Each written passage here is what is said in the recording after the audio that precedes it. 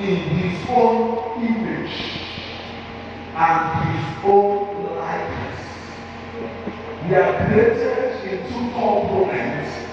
One is the image of God, which represents the nature and the character of God. The other one is the likeness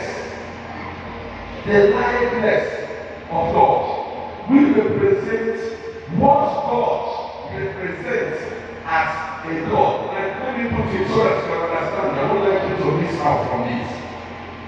God knew that He can speak and He gives you mouth. The mouth you carry is a representation of God's likeness. He's not moved, He can speak, He gives you mouth. God knew He is not a monument that is dynamic. He gives you legs so that you can walk around. Not that God has legs like this. God knew that He can hear. He gives you ear. That's the likeness of God in you. God knew He can see. He gives you eyes. And I wonder, He that gives you 2 eyes, do you think He's blind? Or He made it us and out? He made it all easy. And sometimes when you want to convince Him, you will look around. And you will do that as if the man who gives you 2 eyes only is a blind man. We are made in God's image and we are equally made in God's likeness.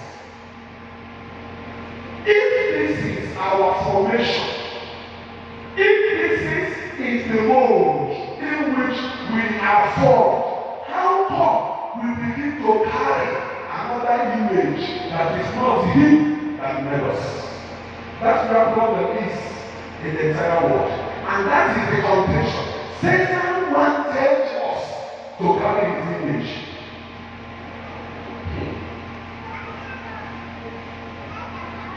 The Revelation, when you go to Europe, do you know how to know Lexicons? By yourself, shall this LG, all of this one. Do you know how to know them? By tattoo. The tattoo in their body is a representation of what the person belongs. Girls who are lesbians and bisexuals, they can have sex with a man, they can have sex with a woman. They have tattoo on top of their breast and at the back of their waist. So when they want to wear any clothes, they wear a cloth that will show. So if you see them, you know that this one belongs to this. They carry that image. I was preaching a conference in Nnamdi. I'm not telling you what I don't know. I'm not getting. I'm teaching you what is presently happening in Europe. After the conference, a pastor came to me and said, Evangelist, I would like you to go and preach in my church. But we are small. I don't like to have those who belong to home service as my member. I said, home service? What's the name? That's the present prostitution. Male prostitution in Europe now. Europe, I shall work in Alemus. Near the Peter. I shall lie, sorry. Alemus. I shall work in male prostitution. They are called home service. Because they go to the home of elderly women to have sex with them. And the man said, I don't want any of them to be my neighbor. The people who are home service members, they carry tattoo as image. Oh God.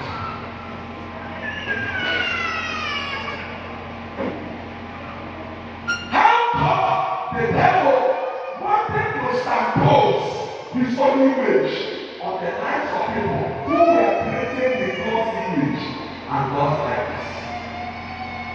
Why you think that what we distinguish believers and the devil set it as a picture is a mark of 666. It is his own image, the mark and the image of Antichrist. The devil wants us to carry an image that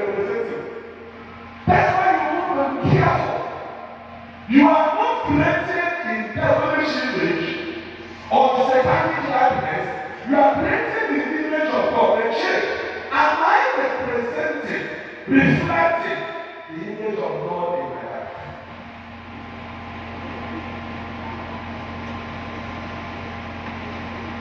Number two, after the fall of man, Adam begat his sons after his own image and his own likeness. Genesis chapter 5. In Genesis chapter 5, that's very interesting teaching though.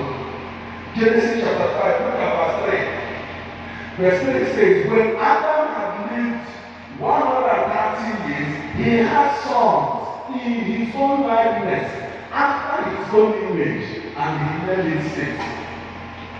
The fall of man is what is the matter now. Adam was created in God's image, true or false. But when he fell, he begat son called Satan, not in God's image, but in whose image? In his own. Satan did not bear the image of God, he bears the image of his father. Today, do you know we are very much concerned for our children to bear our image? I'll teach on that later. Your proud, and they say your son resembles you, not Christ. That's nice. He's behaving like me.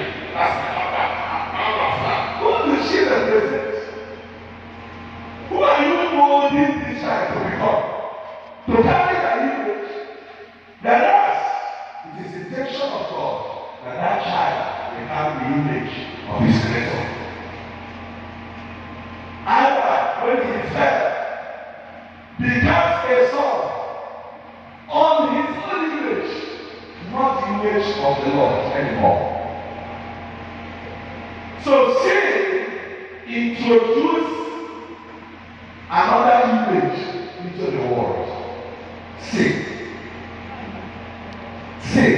That's why a child that is very small, while sucking breast, women will know what I'm saying. This little baby, while sucking breast, he will use his tissue, not it, because I'm not producing it. People are not angry, and bite their breasts. And then look at their face, so know whether you feel the pain. And when you pick the child, you will not cry. You know what you have done. And you wonder, where did this child learn this from? That's the image of sin. The father introduced negativity into the opposite of God. That's why God is saying, now that you have been born again, transform. Transform. The word transformation is something that happened and can never unhappen. I don't know how to put it.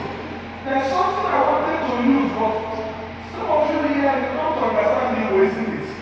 So I don't know how to say it in English because I don't know the name. There is this thing we call a rumor about what is in the pantry, sucking the man wine. It is very nutritious. It's not like this. I don't know the name. The thing is big. When you travel like Oba, you will see roasted one. Very nutritious. Now, do you know, beloved, that very thing you saw, if you leave it and it passes that stage, it will transform to another being that has wings and it will fly away. And never in life can it transform back into the room again. I don't know whether you understand what I'm saying. I don't know how to put it in English, but are you following me? Transformation when it takes place, you cannot. Oh God, look at this church. I've been in this church for many times. This faith brought about transformation in this world, isn't it? tomorrow with benevolence. You cannot just come tomorrow and the whole place is black. No! When transformation takes place, it's a permanent structure. When the nature of Christ comes into your life, you can't say you are Christ and you are Satan at the same time. It doesn't work that way. When God is saying transform, He wants us to turn 360 degrees into an image that of Christ. And when you become that, it's fine. Today, we have Christians who are neither here or there. Today you are on the mountain, tomorrow you are in the valley. Today you are born again, tomorrow you are the sick. Today you are spiritual, tomorrow you are carnal. You are not occupying a consistent frequency, and that is not a transformation. That's a reward. When they transform to that thing that has life, never in life can they come back to the reward. The transformation changes its nature from the normal thing to something that has life. Different from that picture. That's transformation.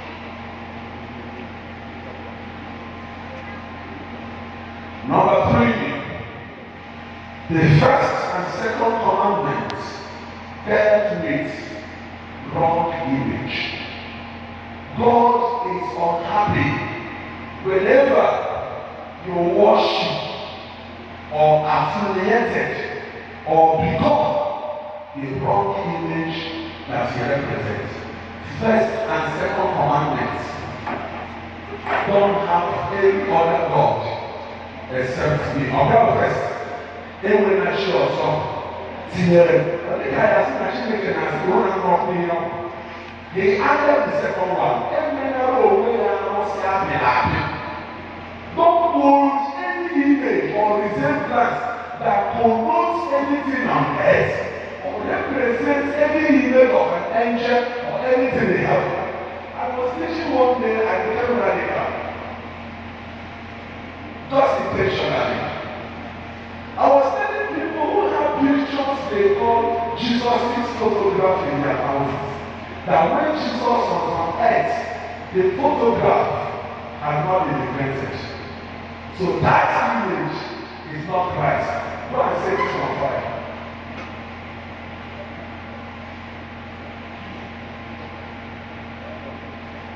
And there are some of you, you put it and you are calling it. This is a photograph of my Savior. It's an idol.